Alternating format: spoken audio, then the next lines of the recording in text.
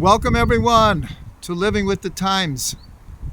It's still spring in Israel, even though Pesach has come and gone. I hope everyone had a joyous, meaningful, deep Pesach. And here are the beautiful hills of the Ben Shemen forest behind me. So we're back to the Torah portion of the week. This week it's Achrei Mot.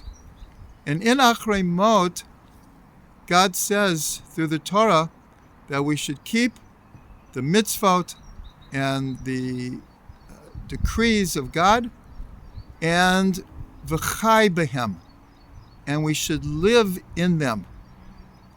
So there are many interpretations of what it means to live in them.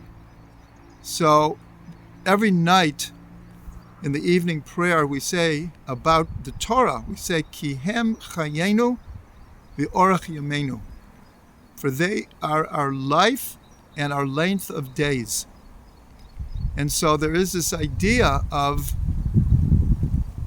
the Torah being our life, our lifestyle. We've chosen to surround ourselves with Torah and Mitzvot and to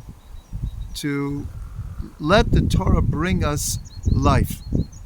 Rashi, interestingly enough, and Onkelos both say not only is it bringing us life in this world, but by doing the Mitzvah and Torah, it brings us life in the world to come. Because really, we don't take anything to the grave other than the Torah we've learned, the mitzvahs we've done, and especially the good deeds that we've done. And so Rashi and Onkelos say it gives us life in the world to come. The sages have a different interpretation, where it says that you should live in them, meaning in the mitzvot. They say you should live in them and not die through them. So what does this mean? It means that we're not expected to die to keep the mitzvot. Except for 3 mitzvot that our sages have said that it is better to die than to be forced to do them. And that is idol worship, murder, and different sexual acts like adultery or incest.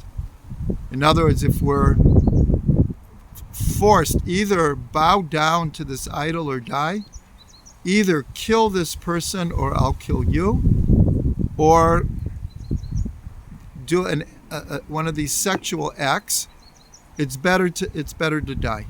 But all the other mitzvot, of course we want to observe them the way that they're given, but we're not expected to die for them. The classic example is on Shabbat.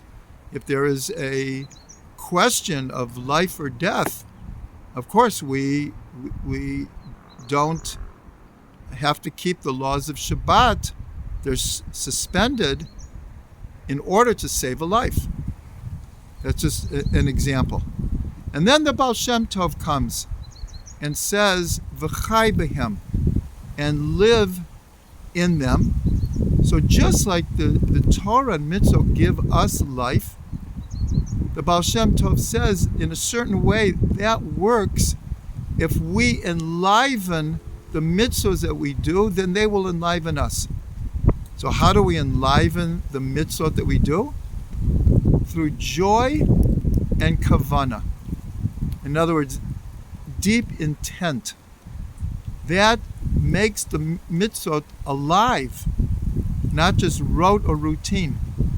We do them with enthusiasm, with excitement, with the full power of our soul.